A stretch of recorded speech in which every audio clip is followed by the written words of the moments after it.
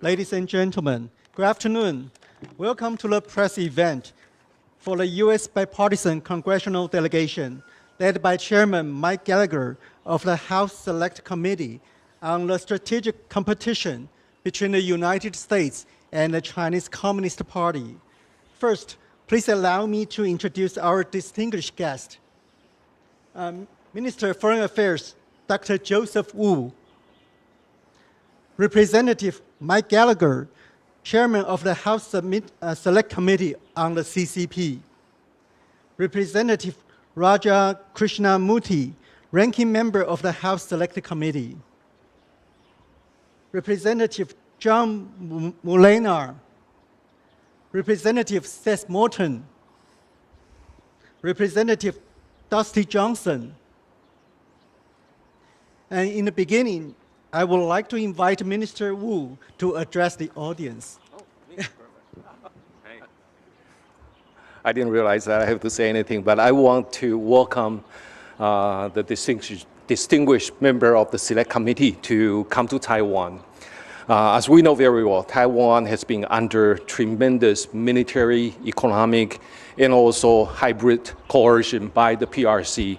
And therefore, for us, China or the PRC is a prime issue for us. And the committee led by Chairman Mike Gallagher has been a tremendous supporter of Taiwan. And we would like to welcome them to Taiwan to speak about our bilateral relations with the United States, to speak about the regional situation, and most important of all, we want them to tell us how Taiwan and the United States are going to work closer with each other in order for us to be able to deal with the coercion presented by the PRC. And on behalf of the Ministry of Foreign Affairs, I would like to extend my most sincere welcome to the members of this Select Committee. And now, let me invite the chairperson. Thank you. Appreciate it. Thank you so much. It's truly an honor to be here today, and this is my second trip to Taiwan. It's the ranking member's second trip to Taiwan. Slightly less fanfare traveling with me than with the Speaker of the House, Pelosi, at the time. Seth has been here. This is his second trip. We have two that are coming for their first time, but it's an amazing, amazing place. And I was eager to come back and look forward to many return journeys in the future. We had a fantastic meeting with President Tsai. She's been a remarkable friend and partner, and really a partner of this committee, because one of the biggest and first things we did was welcome President Tsai at the Reagan Library in the United States for a day that really set the tone for our entire committee's work, and what a historic and remarkable presidency she has had. We also had a great meeting with President-elect William Lai, and we're very excited about just the opportunity to continue to deepen the partnership between the United States and Taiwan, and very confident that that will happen in the future. What you're seeing here today is a group of legislators, Democrats and Republicans, here on, I think, fundamentally a mission of peace, thinking through what we can do to enhance peace and stability across the Taiwan Strait. And the closer that we interact, legislators in America, legislators in Taiwan, I think the better chance we have at preserving the peace. And in the committee's work, it's clear that the foremost threat to peace and stability across the Taiwan Strait is the increasing aggression of the Chinese Communist Party. That is the mission we've been tasked with, is understanding that threat and figuring out ways we can, in bipartisan fashion in the United States, combat it in pursuit of peace.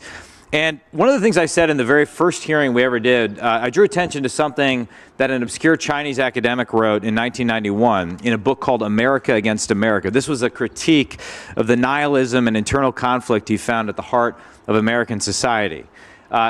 These days, that academic is one of the most powerful men in the world, and his name is Wang Huning. He's a member of the 7-person Politburo Standing Committee, which is the highest governing body within the CCP. It occurs to me, after a year of doing this with my friends, that America Against America also describes the strategy that Wang, that Xi Jinping, and the CCP have pursued in the years since, in America, in Taiwan, and around the world, a strategy of pitting people against each other to undermine our countries and our resolve. It's also the strategy they pursue on the international stage. Divide and conquer, divide countries, divide allies, divide partners, divide the free world. But being here today, I am extremely confident that that strategy is failing. Standing here together, we are evidence of that failure. Democrats and Republican, blues and greens, the people of Taiwan and the people of America united against authoritarian aggression. There's a saying, dictatorships like that, which we see in China, are much like ducks. On the surface, they appear calm and steady, but underneath, out of view, there's a lot of chaos. In contrast, thriving democracies are like the ocean. On the surface, they're chaotic, they're seemingly messy, they're not designed for efficiency, they're full of disagreements, especially when you have divided government like we have in the United States. But underneath those choppy waves, they are calm, they are strong, and they are unbeatable. Free people don't need a dictator to tell them what to think. They know the truth. They see the Chinese Communist Party for what it is, a Marxist-Leninist regime for which people are mere tools for the party. And free people know what is at stake, our dignity, our rights, and our freedoms. They know that this is about what kind of world we want to live in, and they're standing up for what's right. The United States, Democrats and Republicans, stands with Taiwan for your freedom and for ours. For as Taiwan goes, so goes the world. Taiwan must remain, as it stands today, a candle, burning freely, fiercely, and improbably against the darkness. So thank you to our friends in Taiwan for your hospitality. Congratulations on a remarkable election and another peaceful transfer of power. We look forward to doing everything in our power as legislators to deepening this partnership for decades to come. Thank you very much. Thank you, Chairman. Now I would like to invite Representative Krishnamurthy to say a few words. Thank you. Thank you. It's an honor to be here, and as I like to say, it's an honor to be any place they can pronounce my name correctly. So thank you. I was here at this very spot 2 years ago in a little noticed visit by then Speaker Nancy Pelosi. And we had a lunch on the other side of that door in that great banquet hall to talk about our relationship and how do we grow it, how do we deepen it, how do we strengthen it. And so that was a Democratic speaker who brought a delegation with her. And now we have Chairman Gallagher, a Republican, leading another bipartisan delegation here to continue that very dialogue. Now, today we had a variety of meetings, including with President Tsai and President-elect Lai, and I just have to say they were extremely productive, they were candid, and there was a lot of give and take, and we learned a lot. Here were my 3 takeaways from those meetings. First of all, there is deep, deep bipartisan support for the relationship with Taiwan and for the status quo, and no unilateral changes being made to the status quo. We strongly support President-elect Lai and President Tsai's continuing insistence that all differences between the PRC and Taiwan be resolved peacefully. That's very important. The second takeaway that I had was that the people of Taiwan, just as the people of the United States and people around the world, are watching what's unfolding in Ukraine very closely. Very closely. And in fact, at our meeting, President-elect Lai showed us a picture of what some people had grown in the way of blue and gold orchids in Taiwan in their symbol of standing by the people of Ukraine. But what was much more important than anything else in that conversation about Ukraine is making sure that the people of Ukraine succeed in beating back authoritarianism and the criminal invasion by Russia. And that is why we are so keen on making sure that the supplemental appropriations bill that the U.S. Senate has sent to make sure that Ukraine is properly aided actually succeeds in the House as well. Because as President-elect Lai made very clear, and President Tsai, if for some reason the Ukrainians do not prevail, that will only encourage hostilities against Taiwan. The third takeaway is that same supplemental package has important resources for the Indo-Pacific region. And again, all the people that we talked about said it was so important for us to continue to invest in the Indo-Pacific defenses and making sure that we deter and we discourage any hostilities. Because at the end of the day, it's about discouraging hostilities, discouraging conflict, and making peace. So with that, I say thank you again. Thank you, Representative. And now I would like to open the floor to questions. Because the delegation has a busy schedule, we will only take 4 questions. So if you have questions, raise your hand and tell everybody your name and the medium you belong to. And Ben.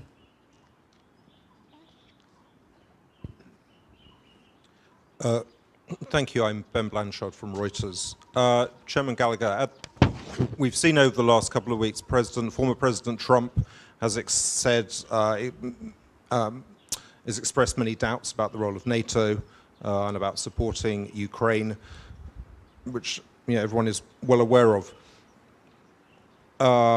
If President Trump wins re-election at the end of this year, do you think that these comments about NATO and about Ukraine are a worrying sign of support for continued support for Taiwan? Do you believe that under a Trump administration that there would be continued support for Taiwan, or might there be a rollback of support? Thank you. Well, I'm very confident that support for Taiwan will continue regardless of who occupies the White House, in large part because of what you're seeing here today. I actually think support for Taiwan in the United States Congress, which is supposed to be the dominant branch of our government. Article 1 is where most of the power constitutionally lies in our republic. I see growing and extremely strong support for Taiwan. And if you look at the work of our committee over the last year, the first report we released, the first major bipartisan thing we did, was a set of recommendations called 10 for Taiwan, which passed unanimously out of our committee. And then we turned about 7 out of those 10 into legislative reality via the National Defense Authorization Act. So I'm confident, regardless of how the presidential election goes, that we will maintain our support not only for Taiwan, but also a posture of internationalism and engagement. I think we all recognize that for America to succeed, we need to have allies and partners, and we need to look for ways to deepen those relationships, particularly as we look to reset simultaneously our economic relationship with China and reduce our dependency on China for critical goods. The only way that works is if we intensify simultaneously our economic and technological partnerships with places like Taiwan. And there, I think we still have a lot to do. We've passed the double taxation agreement in the House in a tax bill. It needs to pass the Senate.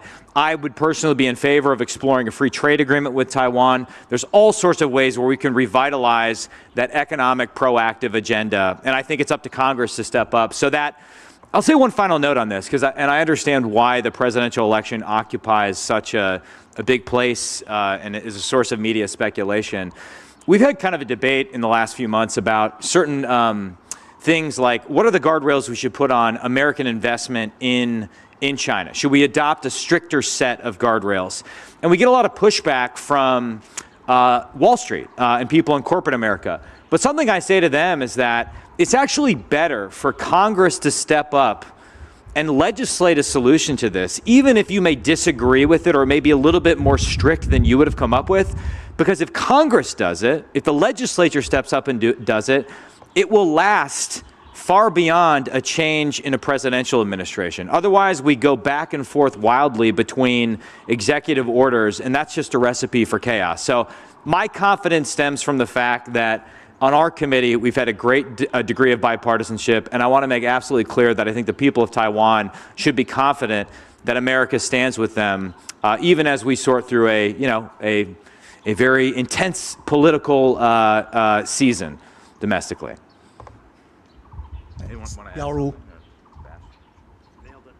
My name is Charlotte Young, and I'm with Liberty Times in Taiwan. And my question is for Mr. Gallagher. Oh, there you are. Sorry. We're seeing China's expansion in the Indo-Pacific region during countries with diplomatic ties with Taiwan. More recently, Nauru and possibly Tuvalu. What's U.S. response strategy, and how would you interpret such actions from China? Thank you.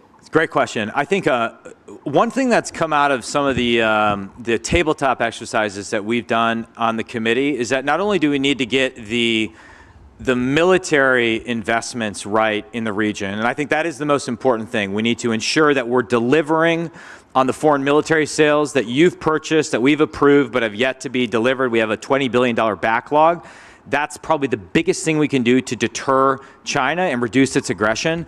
But we also need a coordinated economic strategy with our allies and partners, so we're not making up a response when China does something that could be labeled economic warfare. We're not trying to improvise what the sanctions response is. And so doing a lot more thinking with Taiwan, with some of our treaty allies in the region about a coordinated allied framework to resist CCP economic coercion, I think is the direction we need to go. You mentioned Nauru. I think it's fair to say, and Mr. Moulton actually, we were talking about this earlier, he just returned, he was in Japan before this. It's critical that American legislators get to the region and express support, particularly in areas where we tend not to pay as much attention to. For example, right now in the United States, we're having a debate about renewing and appropriating money for the compact and free association states in the region. Absolutely critical that we do things like that. Developing expertise in countries like the Philippines, deep regional expertise, Indonesia, area where we know we're just going to have to stay engaged. It's my experience that that attention goes a long way, and we just have to show up. We have to be here in the region, constantly signaling to our friends that we stand with them, and constantly signaling to our enemies that we won't stand by as they pursue the route of aggression. Thank you, Chairman. Eric. Hello, this is Eric from CNN. Welcome to Taiwan. And I basically have a follow-up question to what Ben asked earlier. So over the last few months, obviously there have been growing debates in the United States about continuing to fund Ukraine in its war in its defense against Russia's invasion. What would be your message of reassurance to the Taiwanese people that they shouldn't be concerned about potential U.S. commitments toward Taiwan, given the internal divisions over Ukraine? Thank you. Well, what is it that Winston Churchill said about America? We can always be counted on to do the right thing after we've exhausted all the other alternatives. So just give us some time to exhaust the alternatives, and we'll eventually get there. But at least I'll speak for myself. I think it's absolutely, and what we've heard today is that the outcome in Ukraine matters not only for Ukraine and American credibility, but for deterrence in the Indo-Pacific, for cross-strait deterrence. And increasingly what I see is a de facto alliance between China and Russia, and to a lesser extent Iran. It's you could call it an axis of authoritarian powers that is determined to undermine, if not destroy, American global leadership and our entire alliance structure that we've painstakingly built over the last several decades. And so I think it's important that we continue to fund with lethal assistance to Ukrainians, and also use this as a moment where we can revitalize our entire defense industrial base and make a generational investment in restoring our arsenal of deterrence so that we can surge production of and stockpile critical munitions here in the Indo-Pacific before deterrence fails. And that's absolutely critical because unlike Ukraine, Taiwan, as you may have noticed, is an island, and therefore it would be harder to resupply in the event of a conflict. We need to learn the lessons of why deterrence failed in Ukraine, apply them to the Indo-Pacific so that we don't find ourselves having to fight a war. We want peace, and though deterrence is very difficult, war is much more difficult. And so an ounce of deterrence is worth a pound of war, and that's what we're dedicating ourselves to, and I'm confident we'll find a way forward. I think that one of the most interesting things that we found at our hearings that we had recently is that, for instance, Secretary Pompeo, Mike Pompeo, Republican, came out very strongly in favor of this aid for Ukraine. Why? Because he said, if we don't provide this aid to Ukraine, it's going to be viewed as a sign of weakness by our adversaries, making war more likely over Taiwan. Another thing that came out in that hearing is I'll remember this very clearly. A witness said, you can't be tough on China and weak in your support of Ukraine. You can't. You can't be inconsistent. And so that's why I'm telling everybody in good faith on both sides of the aisle, we got to get this done now. Not tomorrow, now. The moment we go back. And it's going to take time once we pass that aid for it to actually get translated into actual equipment and material on the battlefield. And now is a time of desperation in Ukraine. And we cannot flinch in the face of what I think is evil. We have to perform at this moment. Thank you, representatives. So the last question goes to Joe. Hi, Senator. This is Joseph from Central News Agency in Taiwan. First of all, welcome to Taiwan to all the first or second time Congressman. You have mentioned about deterrence, and the last time you visited here in 2023, you expressed concern about the backlog, about the delay of delivery of weapons to Taiwan. And now, exactly a year later, the problem is still there. So is there anything that the U.S. Congress can do to speed up that delivery process amid China's continued expansion? And another side note is that the last time you hear is more secretive. Is there a reason why the last time you visit is more low profile and this time more publicly? Thank you. I was low profile last time. Right, he'll say something and I'll follow up, yeah. On the first part, I think the Biden administration has done a tremendous amount to try to expedite the shipment of arms and articles of self-defense to Taiwan. All that being said, we know that the defense industrial base is under tremendous stress right now, and that's why, as part of our 10 for Taiwan recommendations, one of the things that we have recommended and Chairman Gallagher has championed as a member of the House Armed Services Committee is multi-year appropriations. This is something that's the biggest no-brainer ever, and yet we're not doing it in Washington, D.C. What that means is basically allowing companies that produce, say, bullets to know that there's going to be business or demand for those bullets over a certain number of years, as opposed to just 1 year. If it's just 1 year, they'll only make investments to make sure that enough bullets are completed that 1 year.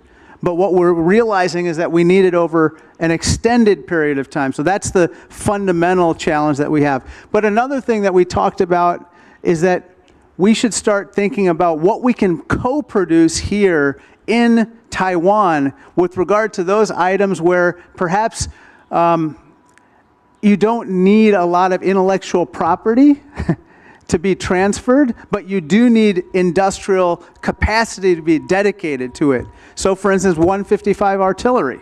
This is in incredibly short supply around the world. We know this in Ukraine to be the case.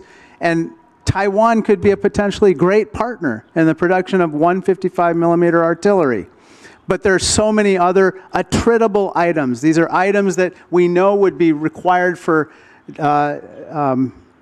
deterrence that they can make locally, and that we don't have to worry about necessarily stressing the supply chains in other parts of the world. Mike? Well, in addition to, well, first of all, the backlog remains a huge problem. And it's something I try and raise at every opportunity. And I think it's a fixable problem, which makes it even more frustrating. Part of it has to do with the way in our system authority over foreign military sales is divided between the State Department and the Defense Department, and then in Congress between the Armed Services Committee and the House Foreign Affairs Committee. It creates jurisdictional issues and oversight issues. But the ranking member is absolutely correct. In my opinion, the single best thing we can do is provide multi-year appropriation for critical munition, which allows these companies to move from minimum sustaining rates of production to maximum production rates and invest in workforce, in facilitization, and everything you need to go to 240 long-range anti-ship missiles a year, and you can list the other systems. One creative option that I've encouraged the administration to pursue is taking the harpoons that we have in our inventory, which we're about to put into deep storage, about 200 of them, we're gonna just kind of put them into deep freeze, reconfiguring them and then allowing them to be delivered in an expedited fashion to Taiwan, as well as something you saw in our report, which was moving Taiwan to the front of the line for priority for the delivery of harpoons. That will require some creative diplomacy with some of our Gulf allies, but I think that's absolutely doable going forward. As for the nature of the visit being more high profile than last time, I mean, I was by myself last time, and so I just, you know, and I think you had a high-profile visitor from the Defense Department at the time who stole all of my thunder and got all the news headlines, which was fine. But I think this time, since we have a bipartisan delegation, and since you just had an election, we thought it was very important to publicly send a signal of unified American support for Taiwan. We felt like that would be a good signal, not only just here in Taiwan, but throughout the region. I also have to say your shoes are great. I really like those. You got to tell me where I can purchase a pair of those. Those would not be low profile though if I purchased those. So. Thank you, Representative. And before we conclude this press event, so at the request of all media friends, so I would like to invite all our distinguished guests and the minister one step forward for a group photo.